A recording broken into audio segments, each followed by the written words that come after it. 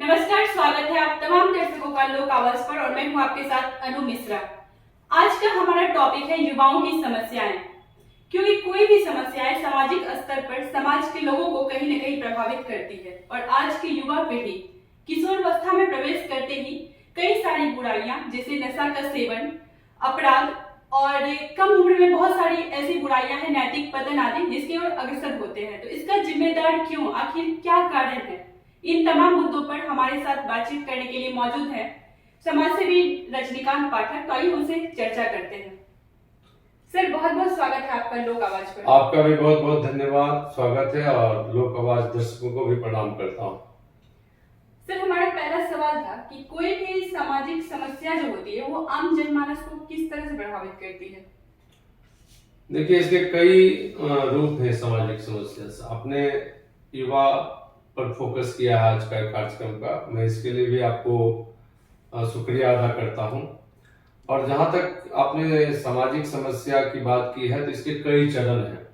आपको इसमें कहीं न कहीं क्लासिफाइड करना पड़ेगा कि सबसे ज्यादा कौन सा ऐसा स्तर है जो समाज को ज्यादा प्रभावित करता है। और खासकर उस स्थिति में जब आप निष्कर्ष पे पहुंचेंगे तो आपको लगेगा कि एक नई पीढ़ी जब वो अध्ययन के क्षेत्र में और 9वीं 10वीं के बाद 11वीं 12वीं शुरू होता है, इन 4 वर्षों में आप देखिएगा तो उसमें से जो एक लॉट आता है, एक अच्छे बच्चे निकल के आते हैं जो सामाजिक स्तर पर, देश स्तर पर, राज्य स्तर पर भी अच्छा करते हैं। लेकिन उन्हीं के बीच में एक ऐसे भी बच्चे आते हैं जो रास्ता से भटक रहे होते हैं। तो कहीं न कहीं मैं इस स्तर को ऐसे आंकूंगा कि विद्यालय के अलावा जो पारिवारिक उनका देख रेख है, पढ़ाई के अलावा जो उन पे वाच किया जाएगा, जो एक परवरिश है, तो वो परवरिश कहीं न कहीं मतलब गुणवत्तापूर्ण नहीं हुआ होगा, तभी वो इस टाइप के बच्चे गड़बड़ाते हैं। तो ये है। दूसरा स्तर पर है कि जो एक घरेलू हिंसा को भी आप ले सकते हैं। घरेलू हिंसा मतलब के अलावा आप सामाजिक स्तर पर भी आप देखिएगा कि छोटे छोटे बात को लेके जमीन का झगड़ा, तो पानी का झगड़ा, तो बिजली का झगड़ा, तो ये सब चीज है। लेकिन जब अपराध के एक चरण में जाइएगा कि ये अपराध की शुरुआत कहाँ से होती है, तो आपको वो देखना पड़ेगा कि जो एक 9वीं 10वीं 11वीं 12वीं के एज के जो बच्चे हैं, तो वहां पे थोड़ा सा ज्यादा सतर्क होने की जरूरत है। आज के दौर में जो है टीनेज जो बच्चे हैं जो किशोरावस्था में प्रवेश करते हैं, उनमें पहले की अपेक्षा काफी सारी बुराइयां देखने को मिलती है। उसका सबसे बड़ा कारण क्या है? देखिए, आपने एक सही सवाल किया कि पहले और अब में अंतर क्या है। पहले इतना बाजार नहीं था। हम लोग जब बच्चा थे तो चौक चौराहा और सीमित चीज मिलता था। अब जो आगे पीढ़ी का बच्चा है उसको मॉल मिल रहा है। तो आप अनुज जी देखेंगे, आप पटना में ही आप देख लें कि एक से एक मॉल है। और मैं मॉल संस्कृति के खिलाफ नहीं हूं, लेकिन जब आप मॉल जाएंगे तो उस मॉल में देखेंगे कि अपने पीठ पर स्कूल बैग लिए हुए 9वीं 10वीं 11वीं 12वीं के बच्चे बच्चियां, ये दोनों हैं वहां पे।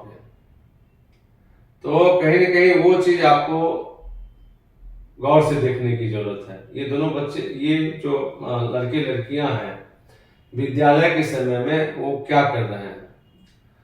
नो डाउट कि मॉल में बहुत सारा चीज अजीबोगरीब चीज रहता है जो कभी वो नहीं देखे हों। स्वचालित सीढ़ी होती है जो एक मतलब बाल मन होता है कि चले घूमने, वो भी नहीं है। अगर वो मॉल देखने जाते हैं तो मॉल का मतलब है आपके पॉकेट में भी पैसे होना चाहिए।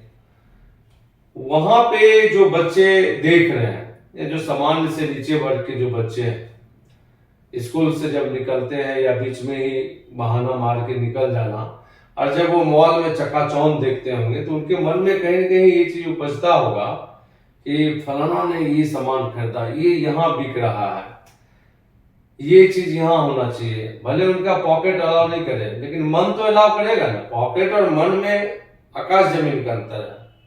एक झुग्गी झोपड़ी में रहने वाला बच्चा भी सोच सकता है कि मेरे पास भी हवाई जहाज हो, हेलीकॉप्टर हो, कार हो, ये मन की बात है। लेकिन उसकी आर्थिक स्थिति या उसके माता पिता की स्थिति वो अलाउ नहीं करेगा। तो ये जो मॉल संस्कृति है और बिना पेरेंट्स के जो बच्चे रहते हैं, तो वहां पे भी एक संभावना बनी रहती है कि फलाना या कई और जो संपन्न परिवार के बच्चे हैं वो चीज खरीद रहे थे, तो उस बच्चे में भी एक मन आता होगा कि हम कैसे इस चीज को खरीदें। तो एक ये हमारा जो हमको जो लगता है एक सामाजिक कार्यकर्ता के नाते जो इर्द गिर्द घटनाओं को मैं देखता हूँ, तो हमको लगता है कि ये कहीं ना कहीं उनके मन मस्तिष्क पर जरूर प्रभाव डालता है। और उससे अगर माँ बाप सक्षम नहीं है और जब उसके मन में बैठ गया, और ये कई इर्द गिर्द आप देखेंगे कि ऐसी घटना है, आप बच्चा देखेगा कि वो जिद करेगा, आपका पॉकेट अलाउ नहीं करेगा कि मुझे वो चीज लेना है, मुझे लैपटॉप लेना है, मुझे एंड्रॉयड फोन लेना है, मुझे फलाना ब्रांड लेना है, ढिमकाना ब्रांड लेना है, आपका पॉकेट अलाउ नहीं कर रहा है। लेकिन वो जो बाल मन है, जो 9वीं 10वीं 11वीं 12वीं का जो युवा अवस्था में प्रवेश करते के साथ जो एक मतलब उतावलापन होता है, उत्तेजना होता है और दृढ़ता रहता है उसमें कि हमने ठान लिया है तो ये हम चीज लेंगे, तो वहां एक मॉल संस्कृति भी हमारे इस पीढ़ी को प्रभावित कर रहा है, ये मेरा मानना है। एक सवाल है, कम उम्र में नशे की लत, आप निकलिएगा बाहर तो जहाँ रास्ते में आपको स्कूल कॉलेज मिलेंगे, हाई स्कूल कॉलेज वगैरह, देखिए चौक चौराहे पे बच्चा स्मोकिंग वगैरह करते हुए जनरली दिख जाते हैं। आजकल ड्रग्स का भी सेवन करते हैं। कम उम्र, उस एज का तो छोड़िए, छोटे छोटे बच्चे भी आपको सुलेसन वगैरह का यूज करते हुए दिख जाएंगे, तो इसका क्या कारण है? मैं आपको इसमें 2-3 बात बताता हूँ। पिछले दिनों हम एक रिपोर्ट पढ़ रहे थे, जो बिहार सरकार के पुलिस का रिपोर्ट है, आंकड़ा है, करीब 3 वर्ष में 16,000 करीब 17,000 के करीब बच्चे गायब है बिहार से, जिनकी रिकवरी विभिन्न मतलब कंप्लेंट सूचना के आधार पर 7200 के आसपास हुई। शेष बच्चे अब भी गायब है, इस चरण को समझिए। तो ये जो शेष बच्चे गायब है, ये कौन है? पूरे बिहार का ये आंकड़ा है, और एक एवरेज है कि 15 से 16 बच्चे प्रतिदिन गायब हो रहे हैं। अब ये गायब के कई कारण हो सकते हैं कि माँ बाप कहीं डांटा तो वो बच्चे भाग गए, या वो बच्चे पढ़ना नहीं चाहते हो, या कुछ लगे कि अब हम स्वतंत्र होकर जिए, बहुत सारा इसका कारण हो सकता है। लेकिन ये जो बच्चे गायब होते हैं, ये 7-8 हजार बच्चे जिनका रिकवरी नहीं होता है, ये बच्चे क्या करते हैं, क्या कर रहे हैं? आपने पूछा ना कि स्टेशन पे जो एक वैकल्पिक नशा, वैकल्पिक नशा इसको नहीं कहेंगे, बल्कि ये जहरीला नशा है। आखिर देखिए कि कौन इसका इजाद किया होगा कि रुमाल में या पन्नी में या कपड़े में सुलेसन को पेस्ट लगा के और उसको जोर से खींचना। हम पिछले दिनों कई सामाजिक कार्यकर्ता के बीच बैठा था, तो वो कह रहे थे कि उसको अगर आप खींच लिए जोर से तो 4-5 दिन आप उठिएगा नहीं, मतलब इतना खतरनाक नशा है। और ये छठ के दौरान ही मेरी बात हुई थी बहुत सारे लोगों से। तो ये जो 7-8 हजार बच्चे गायब हो रहे हैं, ये बच्चे जाते हैं कहाँ? दूसरी चीज मैं आपको बता दूं कि 5-6 साल 2015 के करीब आईनेक्स्ट अखबार के साथ हम लोग भी उस ज्वाइंट अभियान में थे। इस टाइप के जो वैसनी बच्चे हैं जो सुलेसन पी के सूंघ के ये कर रहे हैं स्टेशन पे और भीख मांग रहे हैं या छोटा छोटा चोरी कर रहे हैं, तो ये चीज पे तो कंट्रोल करने की जरूरत है। और इसमें आप जब जाइएगा, मेरा अपना अनुभव है, बड़ा खतरनाक अभियान है ये। मतलब एक बार हम लोग जान गंवाते गंवाते निकले, पटना जंक्शन की बात है, उसमें आपका बचपन बचाओ आंदोलन के भी हमारे सामाजिक कार्यकर्ता बिहार के थे कुछ।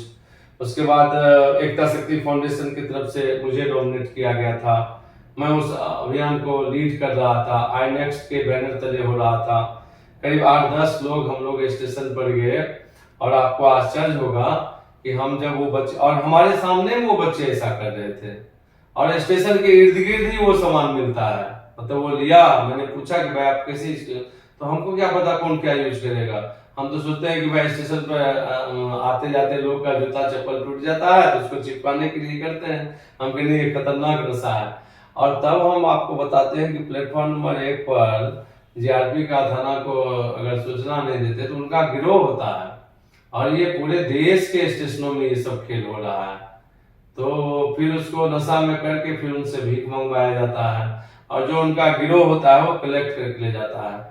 ये सारे चीज है। इस पर तो स्टेट लेवल पे भी और अलग से ही इसका एक अभियान चलना चाहिए और फुल प्रूफ अभियान हो, ताकि कैसे बाकी लोग बहुत लोग इसमें कर भी रहे हैं कि इसमें कैसे सुधार हो क्या हो, लेकिन राज्य स्तर पर भी इसका एक प्रयास होना चाहिए ताकि इसका जो है पुनः जो है नए जीवन में इनको लाया जा सके। लेकिन इसमें एक चीज और जोड़ेंगे कि सबका जड़ एक चीज है, हम लोग भी एक पारिवारिक जीवन जी रहे हैं, अपने बच्चों पे नजर रखना चाहिए।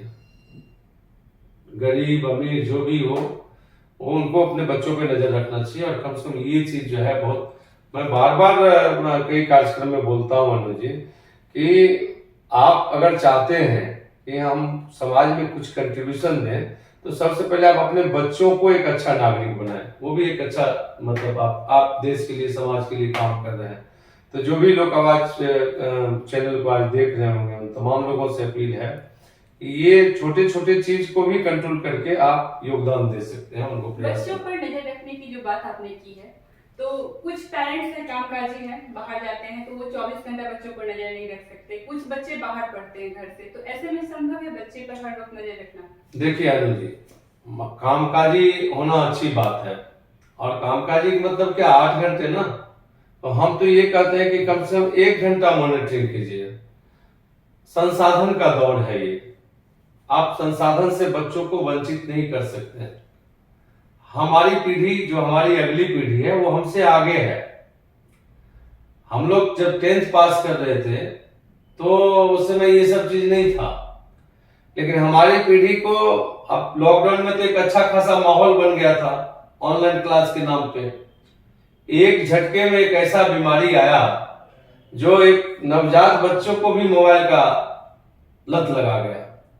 तो अब तो हम लोग बोलते हैं बच्चों को कि भाई मोबाइल से किताबी ज्ञान और जो आपको लैंग्वेज तभी आप में आएगा अच्छा जब आप अच्छा किताब पढ़िएगा। तो उन माता पिता से भी एक आग्रह है कि आप मॉनिटरिंग कीजिए संसाधन से। आज के डेट में कोई भी माता पिता बच्चों को वंचित, अगर आप वंचित कीजिएगा फिर वो चोरी छिपे करेंगे। तो हमको लगता है कि वो मॉनिटरिंग होना चाहिए उनका, और उनको एहसास दिलाइए कि ये तमाम संसाधन, आप ये मोबाइल की बात नहीं कीजिए। मोटरसाइकिल क्या है, आप आंकड़ा देखिए रोड एक्सीडेंट पे, बिहार के रोड के एक्सीडेंट का अगर आंकड़ा का सही से अध्ययन कीजिए तो सबसे ज्यादा यूथ मर रहे हैं। और यूथ क्यों मर रहे हैं?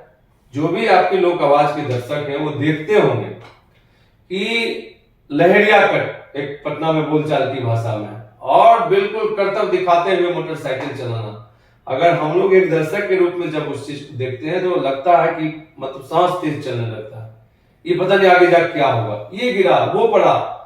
तो संसाधन दीजिए लेकिन उनको एहसास दिलाइए बच्चों को कि ये तुम दुरुस्त हो तभी ये संसाधन है, तुम अगर दुरुस्त नहीं हो तो ये संसाधन नहीं है। तो हमको लगता है कि कहीं न कहीं एक अच्छा अगर परवरिश मैं हमेशा बात करता हूं कि सुधार हमारे से शुरू होना चाहिए। एक अच्छा परवरिश जो 12-14 साल 15 साल के बच्चों पे आप अगर कर दिए तो हमको लगता है कि वही आगे जाके फिर एक अगला पीढ़ी तैयार करेगा। और ये जितने भी छोटी छोटी और विकराल समस्याएं, चाहे आपने स्टेशन पे सोल्यूशन की बात की या मोटरसाइकिल या बढ़ते अपराध की बात की, तो हमको लगता है कि जो भी कामकाजी जो महिलाएं हैं जो पुरुष हैं, आप दोनों पे भी जवाबदेही बनता है। और समाज में तो विकृति आया है और विकृति का तो नियम है कि आकृति जब खत्म होगा तो विकृति आएगा। तो सामाजिक स्तर पे भी प्रयास होना चाहिए। आप देखिए कितना बदला है, एक ताना बाना होता था समाज में कि कब हमें क्या करना, कब पढ़ने का समय होता था, कब खेलने का समय होता था, कब सोने का समय होता था, ये तीनों खत्म है। रात में बच्चे पढ़ते हैं, दिन भर खेलते हैं, ना वो सारा चीज उल्टा हो गया है। तो ये सारा चीज सिस्टमेटिक ढंग से करने की जरूरत है और हमको लगता है कि अगर ऐसा होता है तो बहुत अच्छा। जो हम लोगों के पास अनुभव था वो हमने आपको बताया। लोक आवाज के साथ अपने महत्वपूर्ण विचार साझा करने के लिए आपका बहुत बहुत धन्यवाद। यह जानकारी कहीं ना कहीं हमारे दर्शकों को जागरूक करेगी। बहुत बहुत धन्यवाद और लोक आवाज के दर्शकों को भी। देश दुनिया की तमाम खबरों के लिए बने रहिए हमारे साथ लोक आवाज पर। और अगर आपने अब तक हमारे चैनल को सब्सक्राइब नहीं किया तो सब्सक्राइब करें, लाइक करें और शेयर करें ताकि पल पल की अपडेट सबसे पहले पहुंचे आप तक। फिलहाल के लिए इतना ही, मिलते हैं नए मुद्दे के साथ।